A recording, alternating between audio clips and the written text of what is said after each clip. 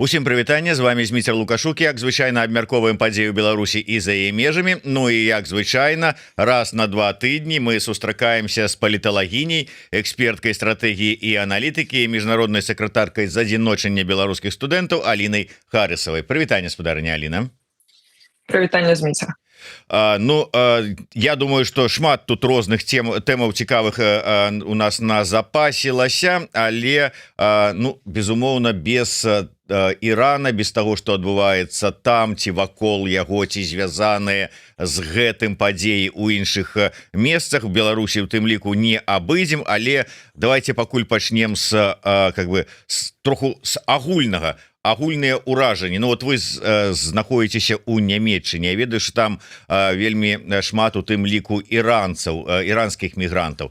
Якая рэакцыя, як людзі рэагуюць? Ёсць нейкія там маніфестацыі, можа падтрымліваюць рэжым аятолы, выступаюць супраць вось гэтай усей хунты амерыкана-ізраільскай? Нягледзячы на тое, што пытанне пра адну краіну, ўсё роўна рэакцыя вельмі такая розная. І таму што, напрыклад, Баварія, Мюнхен, дзе вось я жыву, яна больш заўсёды займала пра ізраільскую пазіцыю, Берлін больш пра палестынскую пазіцыю, і таму заўсёды вось гэтыя пратэсты, дэманстрацыі, яны таксама былі трохі з рознымі пасыламі. Хаця вось у апошні час вельмі шмат было пратэстаў у падтрымку Ірана, і нават падчас Мюнхенскай канферэнцыі па бяспецы вельмі вялікі пратэст быў вось вакол гэтага месца, дзе праходзіла гэтая канферэнцыя. У дадзены момант Нямецчына, як і еўрапейскія краіны, яна займае такую больш пазіцыю, якая заклікае да міжнароднага права, такая заўсёды больш гуманітарная пазіцыя еўрапейскага звяза і краіны еўрапейскага звяза з большасці, калі яны заклікаюць, звяртаюць увагу на загінулых звычайных цывільных людзей, заклікаюць да таго, каб зноў ж такі краіны ўсе прытрымліваліся міжнароднага права. Таму вось такая вось рэакцыя. У Берліне была, дарэчы, даволі вялікая акцыя пратэсту, дэманстрацыя, хутчэй, салідарнасці іранцаў і не толькі людзей з рэгіёну, якія вось выйшлі ў падтрымку людзей, якія ў Іране. Што цікава ў гэтым усім, што адбываецца, гэта тое, што нельга тут займаць, гэта такі канфлікт, як гэта можна назваць, у якім няма толькі двух бакоў. То бок тут нельга выходзіць ці у падтрымку дзеянняў ЗША, дзеянняў Ізраіля, ці ў падтрымку ізраільскага гэтага рэжыма, які існаваў да гэтага. Тут ёсць яшчэ шмат адценкаў, то бок можна выходзіць проста у падтрымку людзей. Шмат хто выходзіць і падтрымлівае цывільных, напрыклад, школу, у якую попала ракета, і шмат дзяўчынак загінула, шмат хто выходзіць у падтрымку гэтага. То бок тут няма проста белага ці чорнага, з якога боку чалавек не быў. Тут ёсць вельмі шмат пазіцый, якія можна займаць, і таму людзі, калі выходзяць нават у Берліне, яны не выходзяць за штосьці адное, яны хутчэй выходзяць, там хтосьці можа выйсці за антываенную пазіцыю, што вось нельга бамбіць, нягледзячы хто там дзе знаходзяцца, якія дыктатары, нельга, каб іншая краіна гэтае месца бамбіла. Іншыя выходзяць у падтрымку чыста вось загінулых дзяўчынак, цывільных і гэтак далей. Хтосьці выходзіць у падтрымку тых іранскіх пратэстуючых, якіх таксама забіваў гэты рэжым, то бок вельмі шмат людзей прытрымліваюцца розных пазіцый, але усе збольшага прытрымліваюцца вось гэтай простай пазіцыі падтрымкі менавіта людзей. Як і большасць рэакцый там з боку Украіны, з боку нават нашых дэмсілаў, з боку еўрапейскага звязу, яна больш канцэнтруецца вось на падтрымкі людзей і не каментаванні таго, што робяць афіцыйныя бакі ў тым, што адбываецца. Яшчэ такое агульнае пытанне. Стала заяўлена, што як мінімум 3 краіны, Нямецчына, Великабрытанія і Францыя, могуць далучыцца да аперацыі ў Іране. Якая рэакцыя ў Нямецчыне на тое, што нямецкая армія, нямецкія салдаты могуць быць накіраваныя ў Іран? Зноў ж такі рэакцыя розная, у гэтым усе запельсць дэмакраты, што ёсць розныя цені, ніхто нікога не спрабуе, ніхто нікому не закрывае рот. Вось. То бок ёсць і даволі гучныя галасы про тое, што навошта нашы людзі, каб загіналі дзесьці там за чыюсьці там барацьбу. То бок калі хтосьці, тут такая пазіцыя, яна даволі падобная да таго, што там ва Ўкраіне, да таго, калі украінскія вось гэтыя пытанні абмяркоўваліся, таксама ці трэба кагосьці туды накіроўваць, ці ёсць такая перспектыва.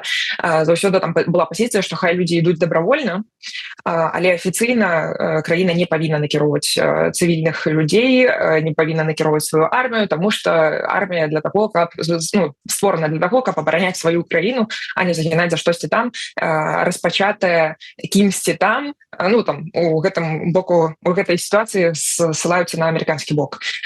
Вось. І такая ж пазіцыя, яна даволі моцна наблюдаецца сярод пазіцыі дэмакратаў, што яны заклікаюць да звяртання ўвагі на тое, што загінулі амерыканскія салдаты ўжо, і для іх нават шмат для каго з рэспубліканскага боку вось тое, што загінаюць менавіта амерыканскія людзі, нават калі адзінкі, гэта з'яўляецца значна большай стратай, значна большай праблемай, чым вырашэнне нейкіх там сітуацый, канфліктаў з дыктатарамі, якія там распрацоўвалі ядзерку.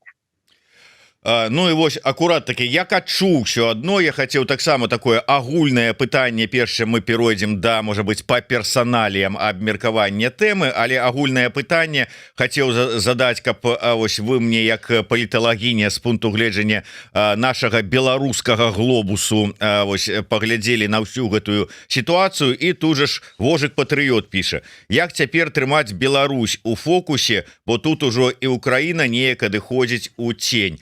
Вось акурат такі я і планаваў спытацца, вот ваша асабістае бачанне на фоне гэтай сітуацыі, як утрымліваць Беларусь у фокусе, як это адбіваецца на нашым беларускім дыскурсе? Гэта, канешне, адбіваецца не лепшым чынам, гэта відавочна, таму што нават калі паўнамаштабнае ўварванне ва Ўкраіну адбылося, то усе мы заўважылі, як беларуская тэма, яна кудысьці там на задні фон знікла, і ніхто больш асабліва так не клапаціўся.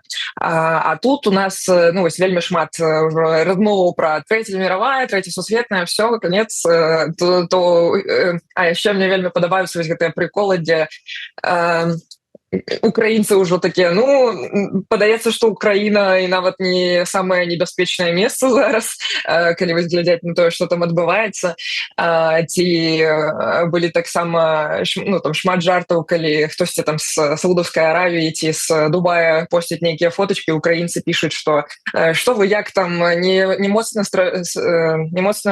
да вас там прыляцела, можа да нас ва Ўкраіну тут пабяспечней. То бок відавочна, што ва ўсіх выкліканых этажах і Украіна яна сапраўды адыходзіць на другі план. Тут яшчэ ёсць такі і Украіна, і Беларусь. Беларускае пытанне, я тут просто заўважу, што беларускім пытанням, гледзячы, што мы пад гэтым падразумеваем, што такое беларускае пытанне, беларускія праблемы, таму што калі мы размаўляем пра вызваленне палітвязняў, там ёсць адказная персона, там ёсць кол, які займаецца гэтым трэкам, і гэта нікуды не знікае, то бок ён гэтым займаецца, і ён і прадоўжыць гэтым займацца. Это яго асобная справа. Але гэта даволі моцна адаб'ецца ускоснымі яшчэ шляхамі. Напрыклад, падаражанне нефці для там Китаю і іншых краінаў, тому што праліў заблакаваны, праз які ідзе 20% мировых паставак мирового экспорта нефці. А для России гэта будзе адбівацца наадварот у доўгатэрміновай перспектыве, яна можа з гэтага прыбыль атрымаць. То бок яна можа атрымаць больш грошай, то бок Беларусь можа стаць яшчэ больш неяк залежнай, гледзячы, куды Расія будзе інвеставаць гэтыя грошы, а хутчэй за ўсё на ваенку, якая ў тым ліку часткова ну, знаходзіцца производства вырабніцтва ў Беларусі. Вось. І яшчэ тут ёсць пытанне ПВО, што вось гэтыя ўсе краіны, якія на ўсходзе знаходзяцца, якія амерыканскія саюзнікі, яны вытрацілі даволі шмат ресурсаў военных на тое, каб абараніцца ад прылётаў іранскіх. Прытым іранскія прылёты, іранскія ракеты і так далей, гэта ўсё даволі такое таннае вырабніцтва было, а іх даволі вось у краінах, якія саюзнікі Амерыкі, у якіх даволі дарагое аборудаванне, яны просто вытрацілі яго. І таму зараз Амерыка будзе у першую чаргу накіроўваць свае рэсурсы, каб папоўніць свае вось гэтыя ваенныя рэсурсы ў гэтых краінах усхода, якія яе саюзнікі. То бок прыярытэт з Украіны змесціцца. І гэта даволі цяжкая сітуацыя, то бок калі напрыклад Трамп амерыканскі бок ён казаў пра то, што хоча вельмі хутка супыніць гэтую вайну і што вельмі шмат намаганняў на гэта вытрачаецца, трэба было і ў супыненні іншых нейкіх канфліктаў у свеце таксама думаць стратэгічна, як гэтыя супыненні могуць адбіцца на украінска-расійскай вайне. Давайте перайдзем да іншага. Так, невялічкая толькі заўвага нашаму гледачу пад нікам «Зови меня просто Джек». Так вось, просто Джек, которого зовут так просто.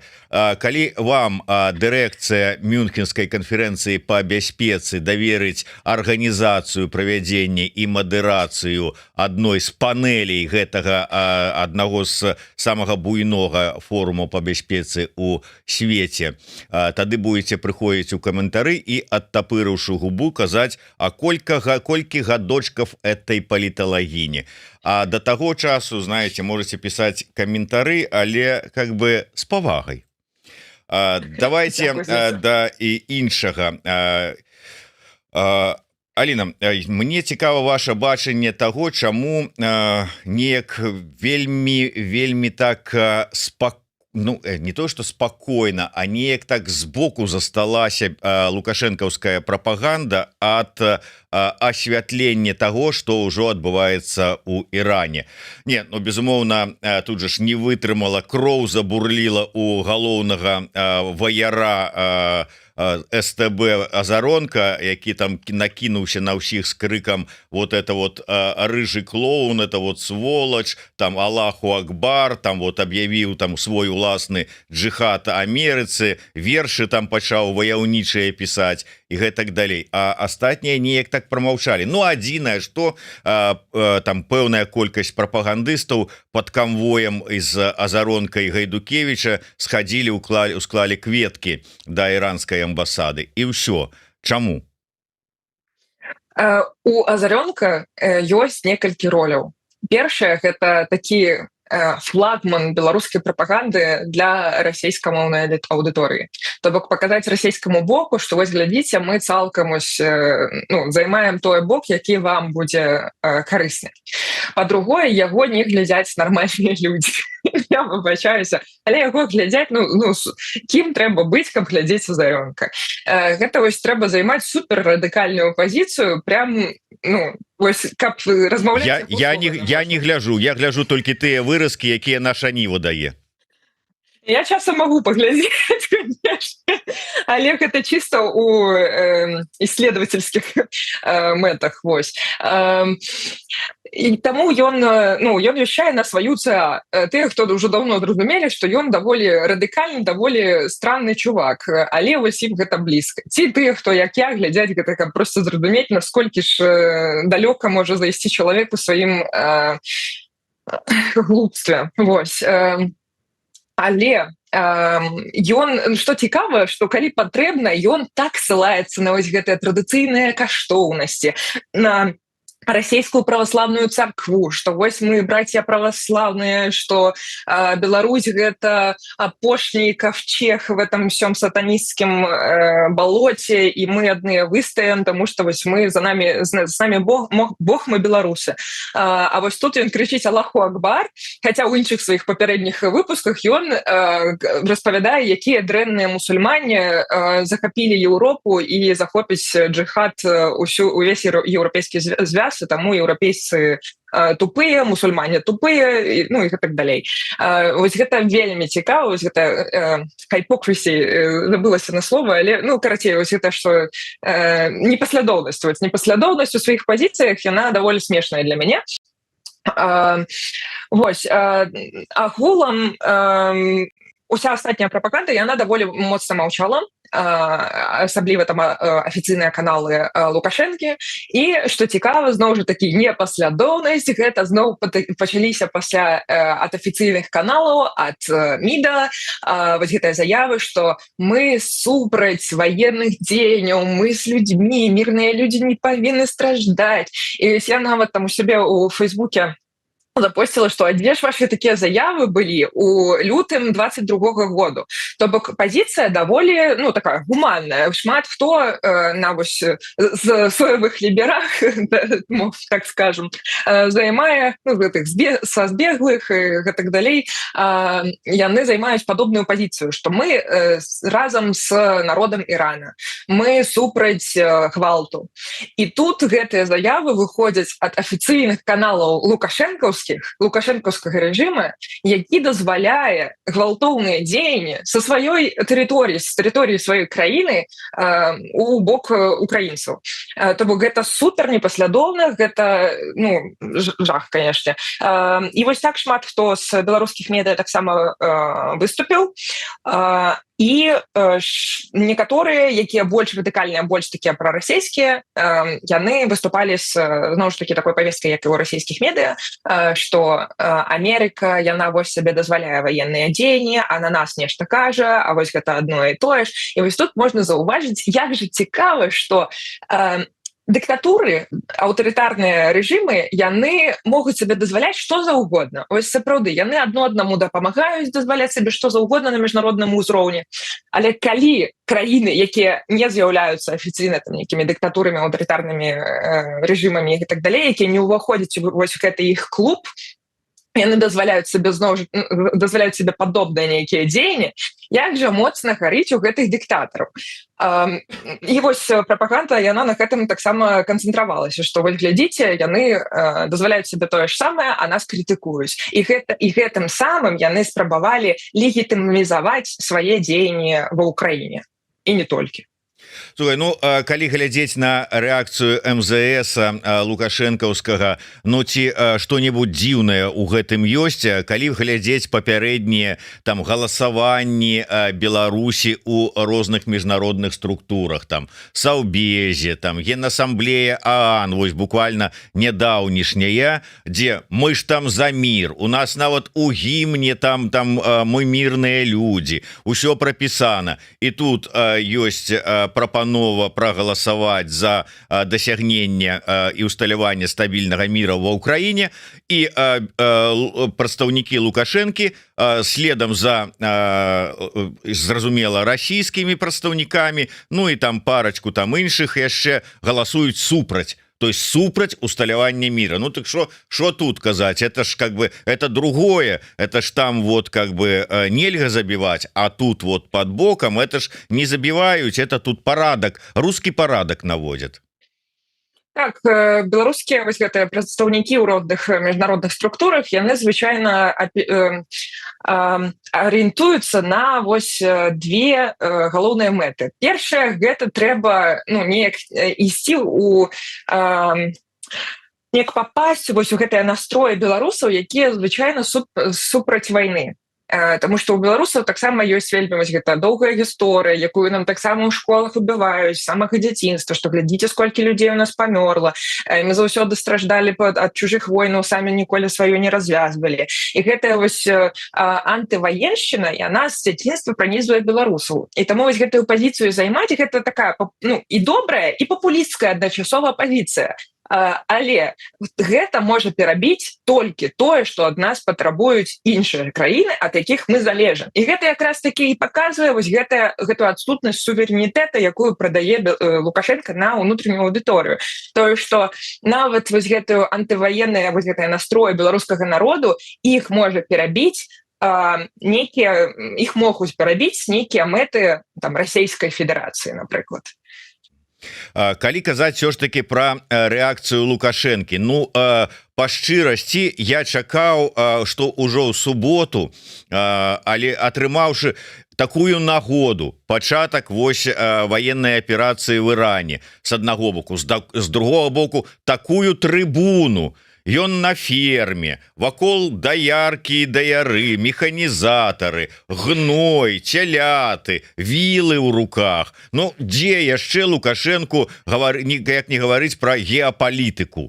Вот, ну, сусветна вядомы геапалітычны аналітык і прадвеснік, а прамаўчаў.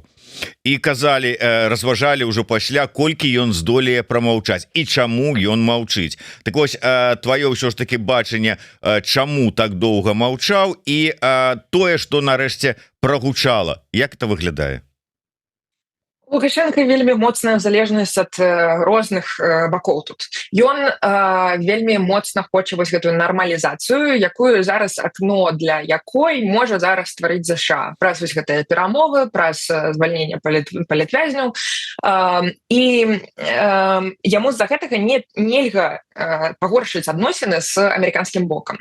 А значыцца, яму нельга крытыкаваць тое, што робіць амерыканскі бок у гэтай сітуацыі. Тое, што, напрыклад, можа зрабіць, можа сабе дазволіць расійскі бок. Ён сабе гэта дазволіць не можа.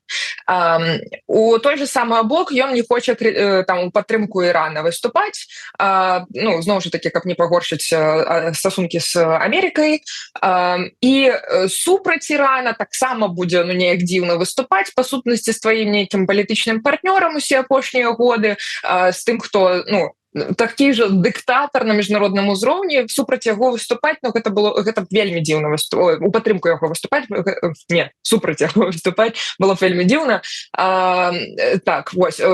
І таму ён проста вось у такой лавушкі апынуўся, што яму нельга сказаць, падтрымаць ніводны бок, пакрытыкаваць ніводны бок, ён не можа. Таму яму патрэбна было вось гэтае маўчанне захоўваць, плюс, зноў жа такі, калі краіна не суверенная, калі вось лідар гэтай краіны, ён залежыць ад іншых людзей ад іншых людзей, ад іншых кіраўнікоў іншых краін, яму патрэбна спачатку паглядзець на тое, што кажуць вось гэтыя розныя бакі, каб пасля толькі сфармуляваць нейкую сваю думку, каб нікога не пакрыўдзіць. Таму вось гэтае маўчанне, яно звычайна і захоўваецца. Але што цікава, тут вось і расійскі бок, ён таксама не менавіта Путін, расійскі бок, расійская прапаганда і гэтак далей, яны, канешне, сабе больш дазвалялі, але Путін таксама сабе няшмат дазваляе, і нават у бок Венесуэлы, у бок Мадура ён ніякую падтрымку дагэтуль не выказаў. Ён выказаў проста вось гэта там асуджэнне нейкіх там гвалтоўных дзеянняў таксама. То бок яны усе зараз бачаць, як Путін, так і Лукашенко, яны бачаць магчымасць для супынення і таго, што адбываецца ва ўкраіне, але такім чынам, каб сабе нейкі профіт здабыць, яны бачаць гэтую магчымасць менавіта пры кіраўніцтве Трампа. Таму яны не хочуць порціць ніяк стасункі.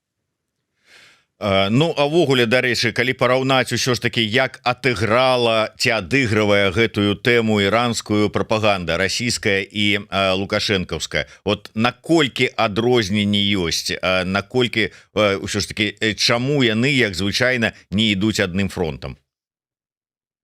Яны не ідуць адным фронтам з-за таго, што аўдыторыя трошкі іншая гатовая ўспрымаць, і з-за таго, што ёсць геапалітычныя мэты, якія трошкі адрозніваюцца. Лукашенко, ён хоча ўсё ж такі, ось то, што мы ўжо не першы раз закранаем, ён хоча ствараць вось гэтую карцінку таго, што ён заўсёды за мір выступае, ён тут да агрэсіі ніякім чынам не датычны, і у тым жа ліку ён хоча нейкую вось гэтую сваю сувереннасць, незалежнасць ад Расіі паказаць.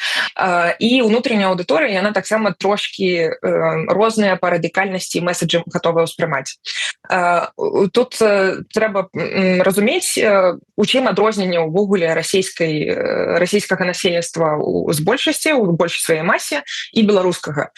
Беларусы, яны амаль што большасць беларусаў, яны, па-першае, з даволі высокай адукацыяй, яны пабывалі ў сваім жыцці ці ва ўкраіне ці ў краінах еўрапейскага звязу да таго моманту калі вось прям супер пачало там зачыняцца і супер цяжка атрымаць візы усе даволі масава ездзілі там на закупу ў Польшу ці нават там дзеці якія ўжо не паспелі нармальна ў нармальных умовах выехаць іх бацькі яны ездзілі там на закупу ў Польшу на закупу в Украіну то бок ім даволі цяжка прадаць вось гэтую карцінку того что у Еўропе жывуць нейкія звері якія супраць нас усіх яны там нас з'есці гатовыя.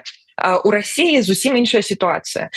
Таму вельмі вялікай колькасці насельніцтва няма нават дасягу да інтэрнэту нармальнага у адрозненне ад Беларусі. У Беларусі вельмі добрае пакрыццё інтэрнэту і вельмі вялікая колькасць людзей яна карыстаецца, нават дарослыя людзі і што цікава тиктокам вельмі актыўна карыстаюцца. То бок у нас вельмі добрая вось гэтая цифравізацыя насельніцтва.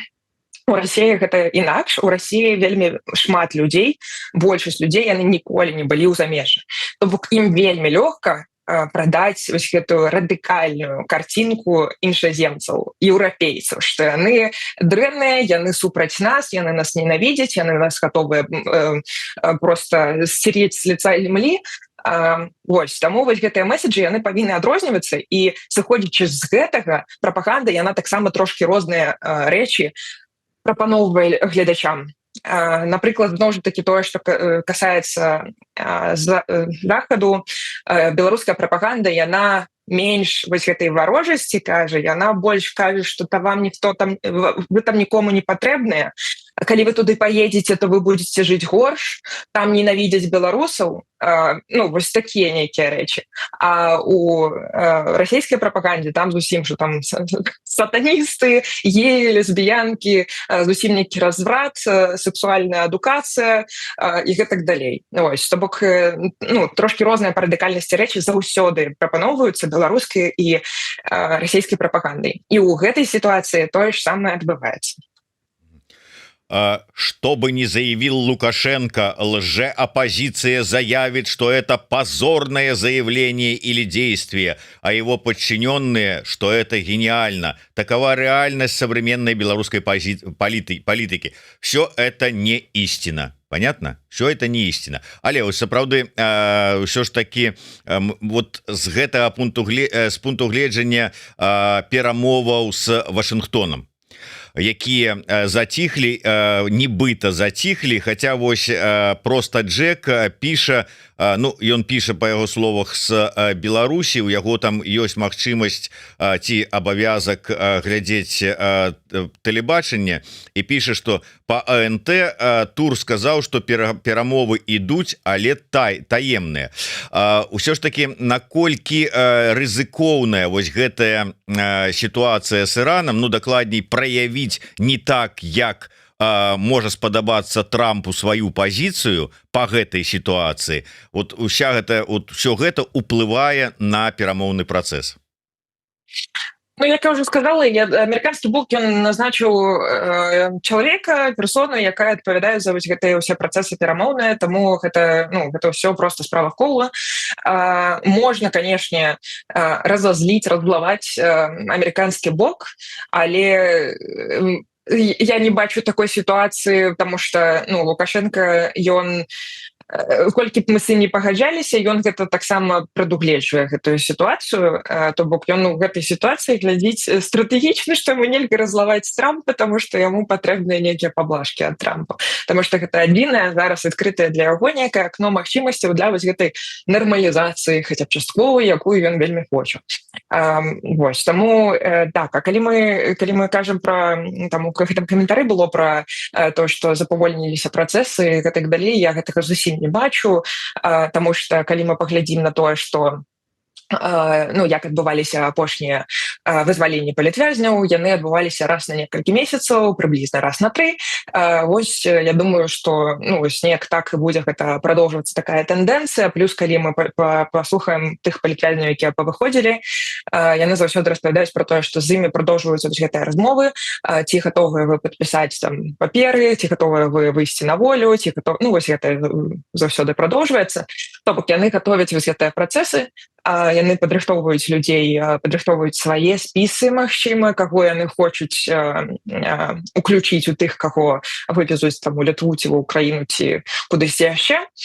Так, таму запавольвання гэтых працэсаў зусім не адбываецца, я такога не бачу, і вось я думаю, што менавіта зараз гэтая асцярожнасць, яна можа быць выклікана тым, што у дадзены момант вядуцца нейкія перамовы, вось, ну, актыўныя.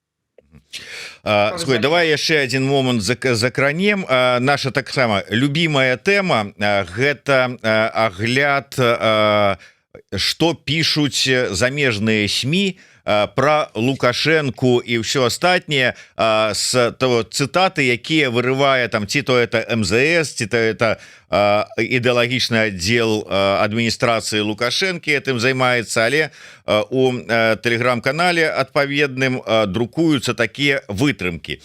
Ну і я так разумею, што ну трэба ж паказаць, што дзесьці у важнай для Мінска краіне, да прыкладу Китая, Китаі уважліва сочаць за тым, што там адбываецца ў Беларусі і Расіі, што там Лукашенко сказаў. І нават калі і падаць няма чаго, ўсё адно хоць што-небудзь дадуць.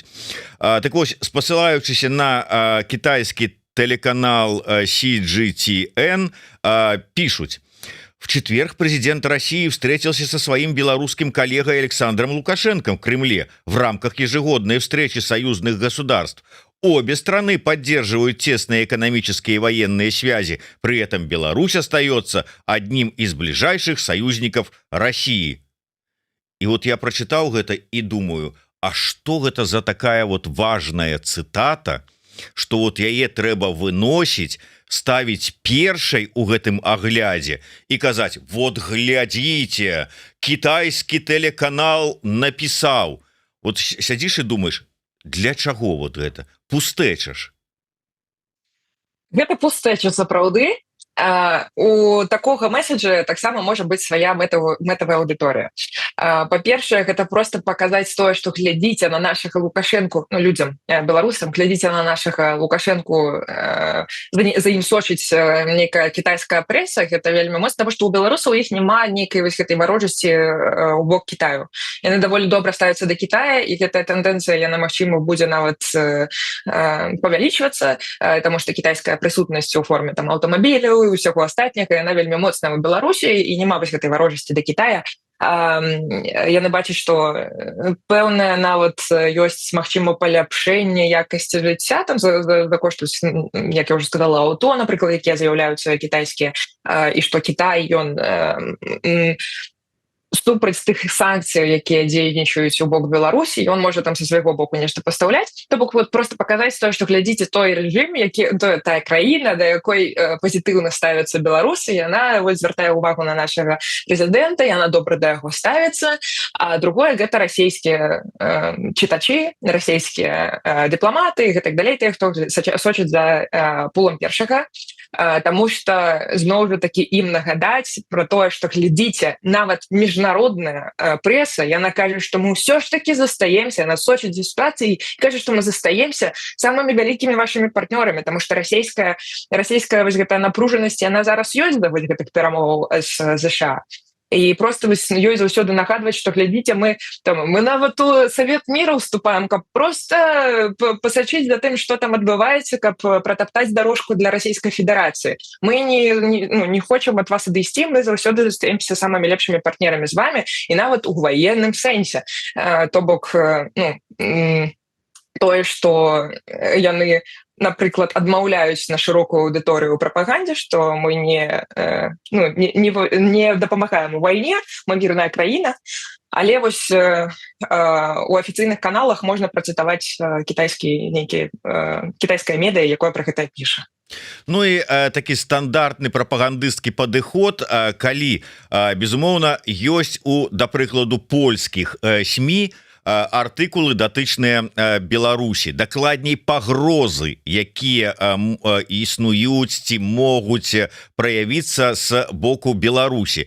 Матэрыялы крытычныя, безумоўна крытычныя выказванні як ни круці якое што не возьми все одно атрымліваецца что крытыка значит не возьмешь але позначыць трэба что про Беларусь пишуць и тому падаецца так беларуская повестка остается в фокусе польских СМИ.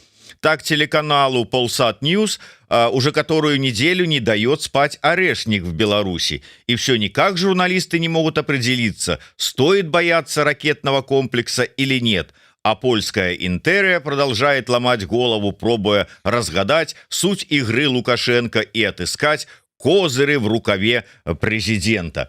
То бок зразумела, што матэрыялы крытычныя. Зразумела, што нават калупаючы нічога адтуль не возьмеш, каб вот паказаць: о, і там хвалят нашего-то. Але пазначыць трэба, і таму вот так вот, типа там вот бедныя несчастныя наша арэшніка напугались. Наколькі ён наш, тут яшчэ, канешне, пытаннічка, але ну такая нармальная падача.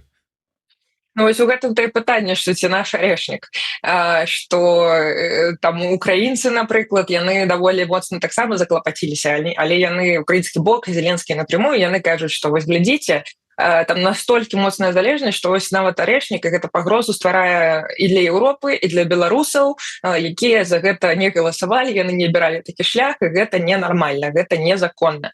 Але ну, зноў жа такі закранем тое, што беларуская аўдыторыя яна даволі антываенная, ёй гэта не падабаецца і ёй прадаюць гэта такі, ну, таксама ж нейкім чынам трэба парадаць. Калі Расія кажа, што трэба размясціць арэшнік, то трэба прыдумаць, як нам гэта такім чынам запакаваць, каб беларуская аўдыторыя схавала.